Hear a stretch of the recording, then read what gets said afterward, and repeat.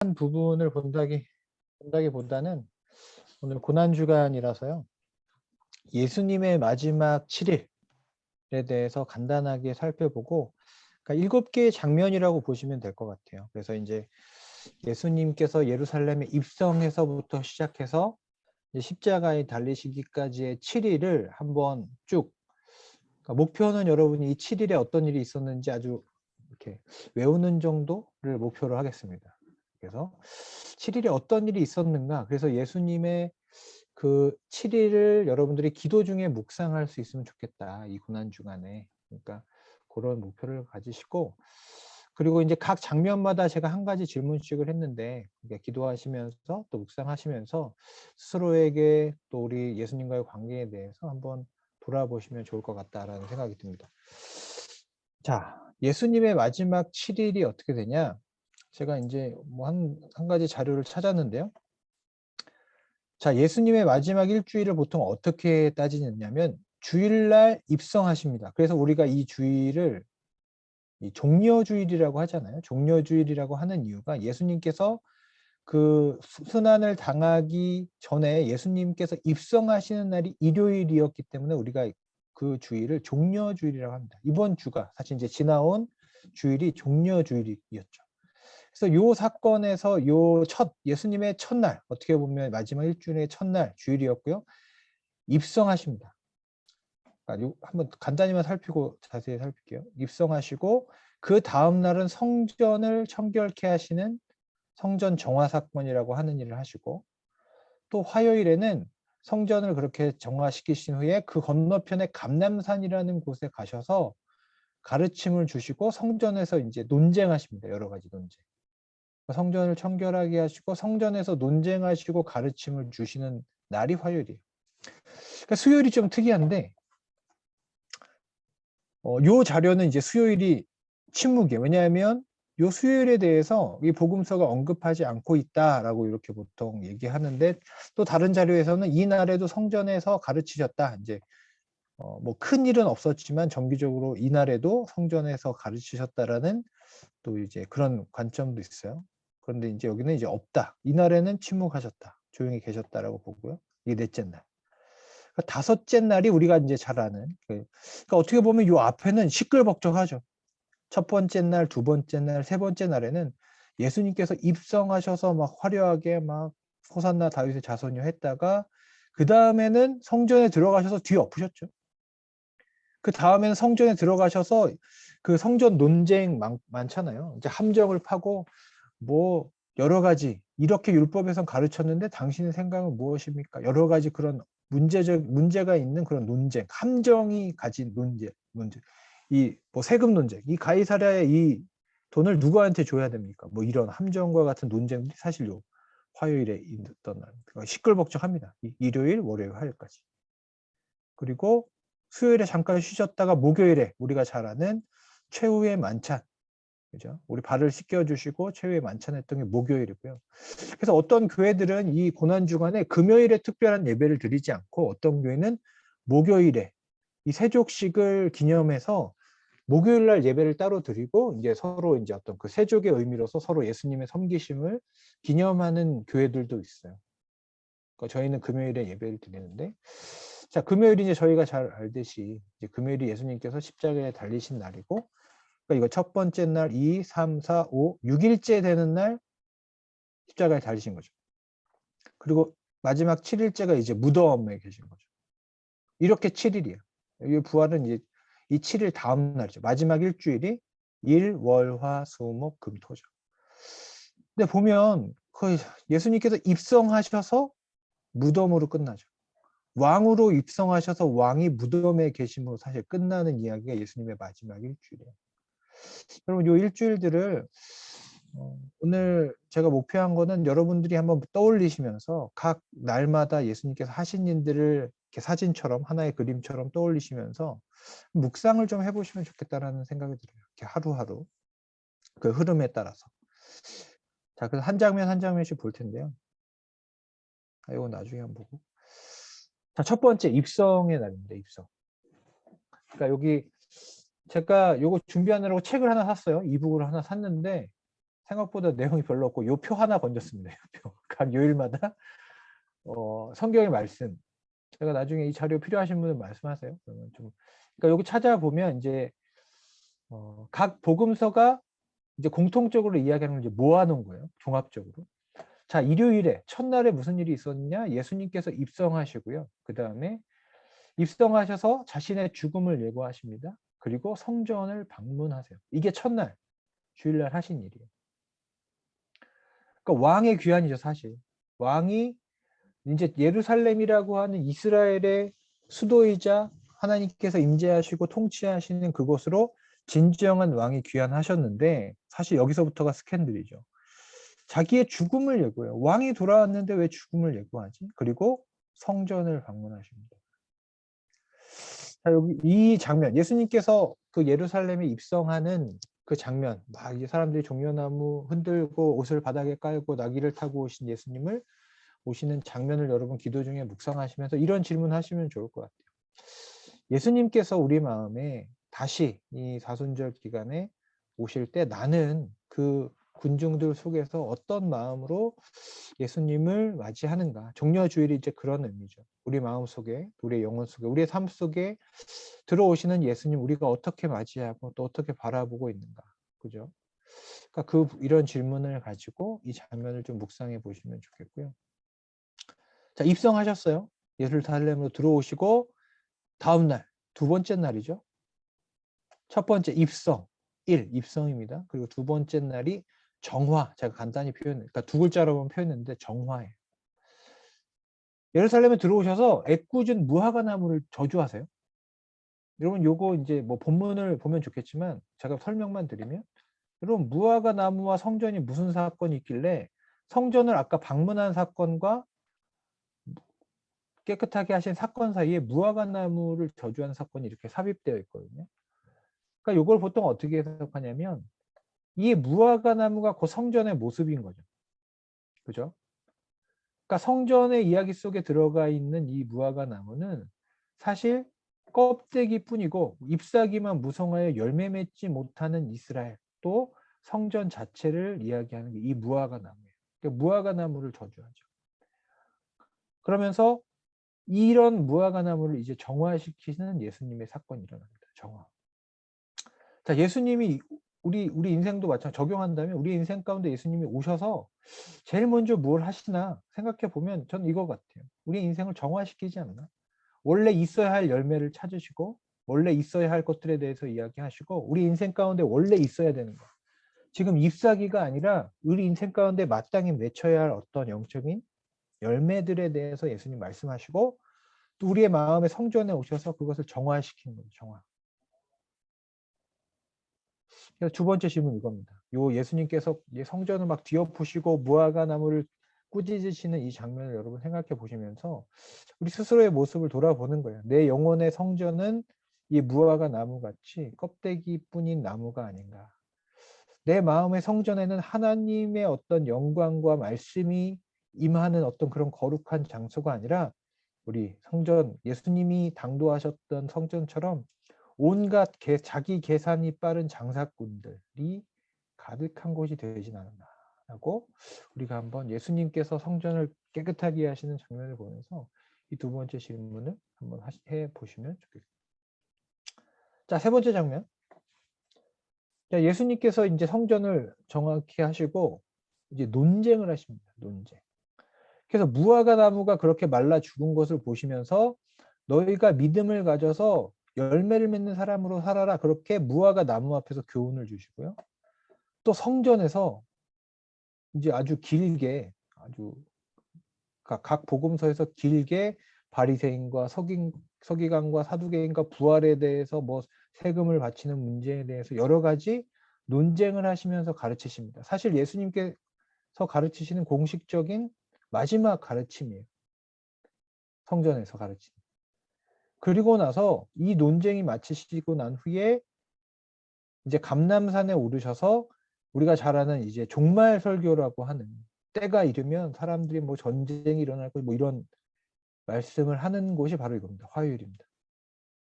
화요일. 자, 예수님께서 들어오셔서요. 그 다음에 성전을 깨끗하게 정화시키시고 그 다음에는 논쟁을 통해서 하나님께서 말씀해 주세요. 하나님께서 말씀을 통해서 우리에게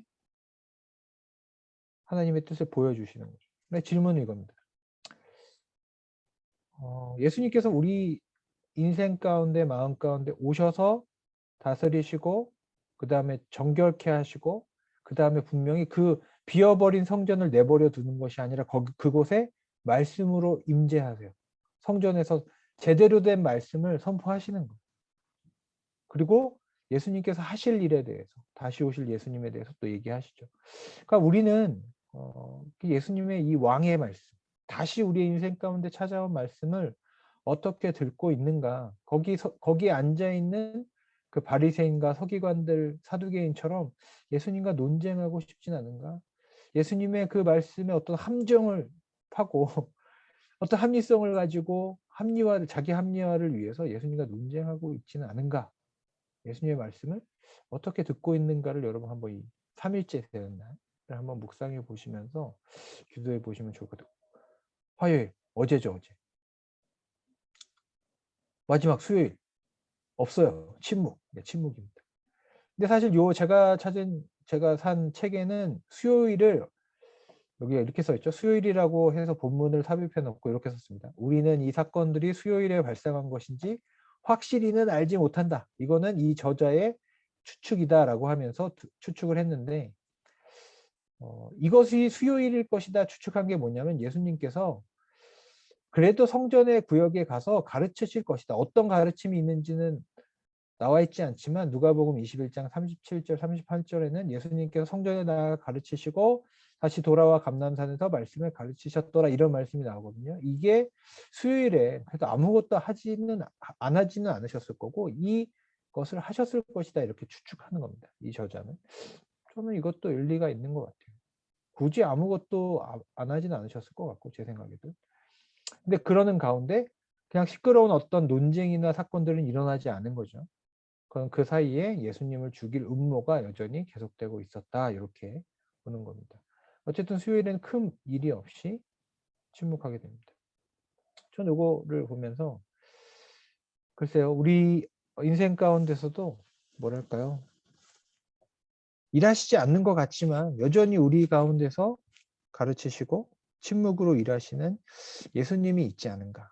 그러나 예수님의 일하심과 반대되게 여전히 그렇게 일하시는 예수와 반대되는 음모가 여전히 우리 안에 또 이 세상 가운데 있구나 이런 생각이 드는 것이죠. 그러니까 이 네 번째 날, 이 수요일 이렇게 묵상을 해보시고요. 자, 목요일 만찬입니다. 그러니까 예수님께서 이제 6월절 이제 마지막 만찬을 하시고 이렇게 하는데 여러분 이제 여러 말씀들이 있는데 저는 이 말씀을 다시 묵상하면서 제일 안타까웠던 것은 사실 베드로의 부인도 있지만 사실 제가 제일 안타까운 사람은 가룟 유다예요. 가룟 유다. 왜냐하면 가룟 유다가 이 만찬에 참여하지 않은 것도 아니고 그 성찬이죠. 그리고 이 세족식도 있잖아요. 참여 안 한 게 아니에요. 그죠? 예수님이 베푸시는 이 성찬과 이 세족식을 다 참여했음에도 불구하고 이렇게 그를 배신하고 자리를 떠나거든요. 근데 그 장면이 사실 다시 묵상하면서 다시 보게 된 것은 왜 가룟 유다를 아무도 붙잡지 않았을까라는 생각이 들어요. 그러니까 저의 개인적인 이제 소망이 있다면 제자들이 이제 예수님의 그런 섬김 가운데 그 가룟 유다의 어떤 그런 고뇌와 어떤 갈등 그런 것을 좀 알아채고 좀 붙잡아주면 어땠을까라는 생각이 드는 거죠. 저희가 이렇게 수업을 하다가 갑자기 재진 형제가 뛰쳐나가.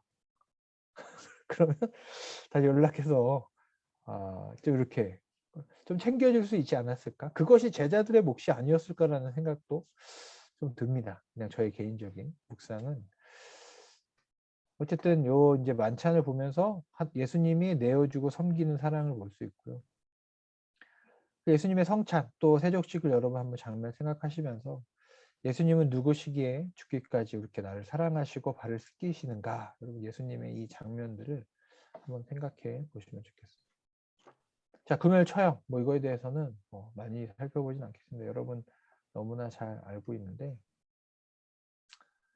여러 가지 일 있죠. 이렇게 많은 이제 왜냐하면 이 사건이 금요일 예수님의 십자가의 사건이 사실 복음서가 이 장면을 향해서 달려왔기 때문에 이렇게 많은 기록들이 있을 수밖에 없어요.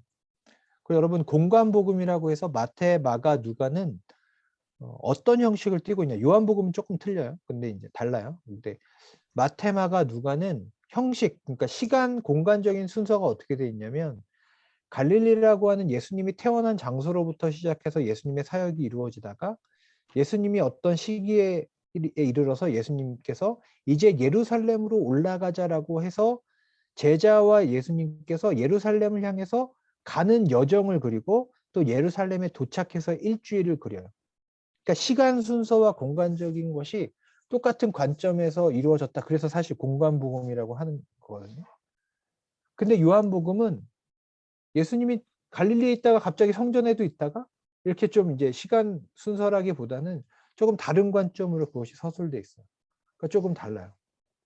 그러니까 이제 마테마가 누가의 그런 관점은 그 클라이막스가 어디냐? 예수님이 드디어 그 갈릴리에 계셨던 예수님께서 예루살렘에 입성하는 걸 목표로 쭉 달려오시는 어떻게 보면 영화로 치면 로드무비처럼 결국 어디를 향해서 나아가면서 주인공들이 성장해 가는 과정, 그 가운데 생겨나는 일들을 마치 연극처럼 이렇게 보여주는 것이 마테마가 누가복음의 특징이라고 볼 수 있어요. 근데 이 클라이막스 사실 이 장면에 있다는 거죠. 예루살렘에서의 일주일, 그 중에서도 금요일, 여섯째 날에 금요일 처형이 있었죠. 그러니까 서양에서 그런 전통이 있잖아요. 13일에 금요일이 약간 그 불길한 날이라고 하는 전통이 여기서 오지 않았나, 예수님께서. 제 생일이 13일인데 금요일일 때가 가끔 있었어요. 그러면 너의 생일이 13일에 금요일이네? 막 이렇게 좀 사람들이 놀렸던 기억이 납니다. 자, 요 질문 있는데요. 여러분 십자가를 여러분 떠올리시면서 이제 십자가 아래 나는 어디 있는가? 제가 요 사진을 찾았어요. 요 그림. 제가 이제 이 고난 주간에 대한 책을 좀 검색하다가 이 그림이 십자가에서라고 이제 최근에 나온 책의 표지가 바로 요 사진이 있어서 좀 찾아봤더니 되게 인상적이었어요. 십자가에서, 그러니까 십자가 고난에 대한 책인데, 그러니까 요게 이제 프랑스 작가인 것 같아요. 티소라고 부르는 요 제임스 티소 요 작가가 했는데 제목이 뭐냐면 예수님께서 십자가에서 무엇을 보셨을까라는 그림인데 전 이게 참 인상적이었어요.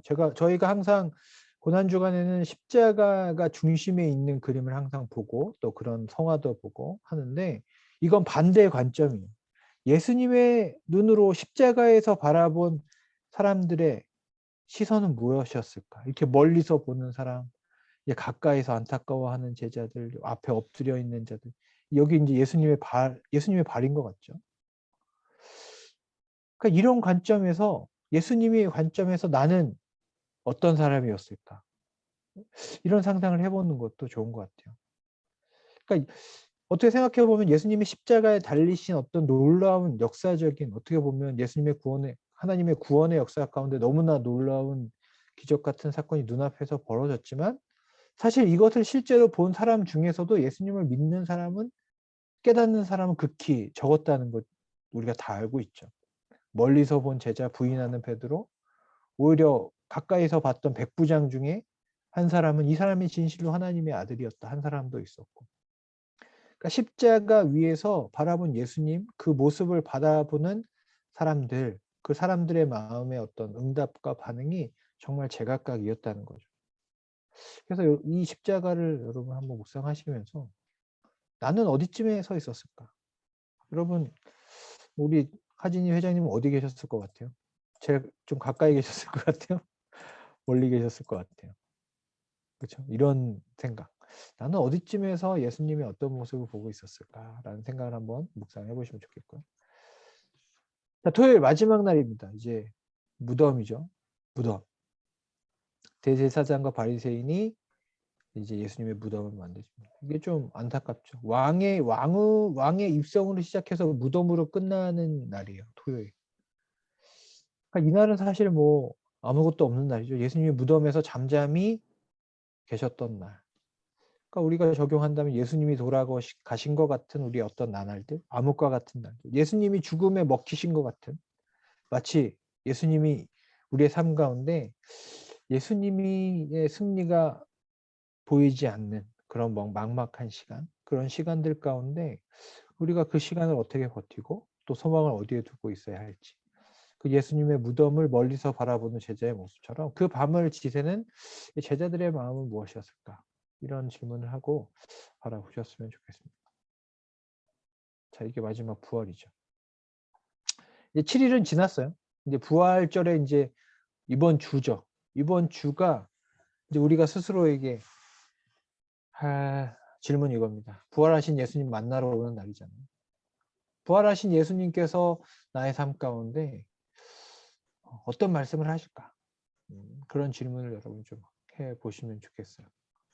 그래서 이번 주일에 오실 때는, 그러니까 고난 주간 지나시고 부활하신 예수님, 그 기쁨 가운데 우리가 예수님께서 제자들을 만나셨을 때는 처음에 그런 말씀하셨거든요. 너희에게 평화가 있으라. 평화가 있느냐? 이런 질문하시거든요. 그러니까 여러분에게 또 나에게는 이번 주일에 부활하신 예수님께서 나에게는 어떤 말씀을 하실까? 그런 기쁨을 가지고 기대하셨으면 좋겠습니다. 이건 제가 정리를 해봤어요. 여러분 외우기 쉽게. 기도하시면서 외우기 쉽게. 두 글자로 했습니다. 십자가 2개 이렇게 그렸고요. 입성, 정화, 논쟁. 시끄러운 거예요. 그러니까 주일, 월요일, 화요일. 그러니까 주일에는 예수님께서 우리 인생 가운데 입성하시고 월요일, 둘째 날 성전을 뒤엎으셨죠. 월요일이 힘든 이유가 있어요. 저희가. 예수님도 힘드셨어. 이렇게 성전 뒤엎으셨죠. 그 다음에 그 성전에서 많은 사람들과 논쟁하고 가르치십니다. 저는 그러니까 정리를 하면서 어떤 묵상을 하게 됐냐면 이 7일의 과정이 우리의 어떤 영적인 여정과도 좀 비슷한 것 같아요. 예수님 우리의 마음에 오셔서 정화시키시고 우리 마음에 이미 우리가 가지고 있는 어떤 생각들과 이렇게 논쟁하시고 또 싸우시고 부딪히는 것 같아요. 근데 이렇게 된다고 구원이 이루어지진 않고 또 침묵의 날이 이렇게 오죠. 첫 번째 십자가. 입성, 정화, 논쟁, 침묵.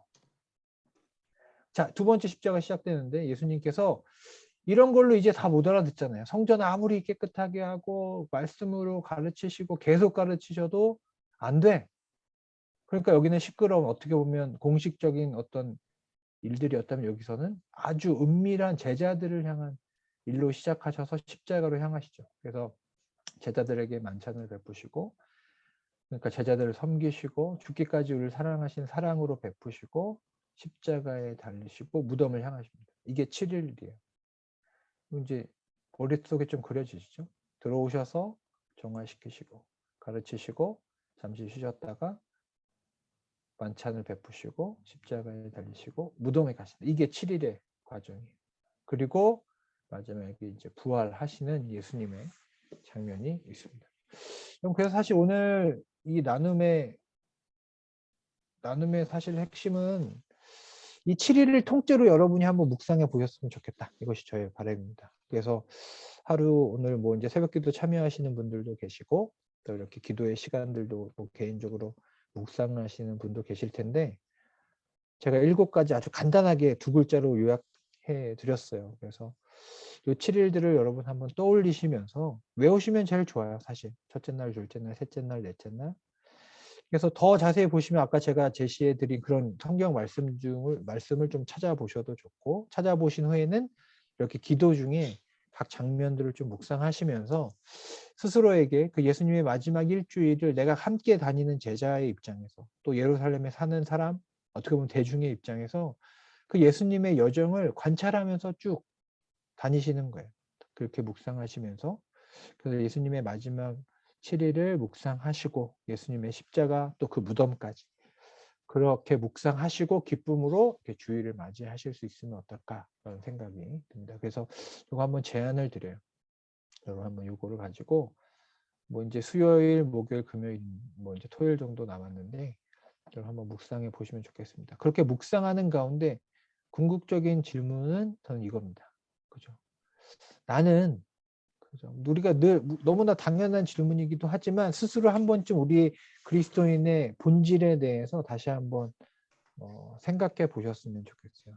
현재 지금 이 시대를 사는 2022년에 서울에 살고 있는 영락교회를 다니는 나는 다시 오늘 나에게 보여주시고 경험케 하시는 십자가 사건 아래에서 나는 그를 어떻게 환영하고 어떻게 나를 정결하게 하시는 그를 성전을 뒤엎으시는 예수님을 어떻게 보고 있고 지금 이 시대와 정반대의 이야기를 하고 계시는 예수님의 말씀에 내가 어떻게 반응하고 있으며 여전히 나의 발을 씻기시고 섬기시고 죽기까지 나를 사랑하시는 예수님 앞에 나는 어떤 마음으로 서 있으며 또 십자가의 그 나의 죽음, 그의 죽음, 또 나의 위협으로 다가오는 그 십자가 앞에서 나는 그를 어떻게 보고 있고 그 무덤 앞에서 나는 어떻게 서 있는지 무엇을 소망하는지 이 일련의 이야기들을 여러분 한번 바라보시면서 나는 지금 예수님을 어떤 분으로 받아들이고 또 믿고 있는지를 뭐 정답은 우리가 있죠. 우리가 구원자로 또 우리를 또 다스리시는 분으로 우리가 예수님을 믿지만 이거는 우리가 늘 한번 되돌아보아야 하는 본질적인 질문인 것 같아요. 그래서 십자가 단순히 예수님의 십자가를 기억하는 날 그 이상으로 실제적으로 나의 삶 가운데 오시는 예수님 여전히 내 마음속에 세워지고 있는 십자가를 묵상하시면서 나는 그에게 예수님께서 어떤 고백을 드릴 수 있을까? 부활하신 예수님 묵상한다면 부활하신 예수님이 나에게 다가오셔서 어떤 말씀을 건네실 때 나는 예수님께 어떤 고백, 어떤 신앙의 고백을 드릴 수 있을까? 어떤 그런 좀 영적인 기도의 자리, 그런 묵상의 시간들을 꼭 한번 짧게라도 여러분 한번 가져보시면 좋겠다라는 생각이 듭니다. 그래서 제가 준비한 건 여기까지고요. 그래서 잠깐 기도하실 텐데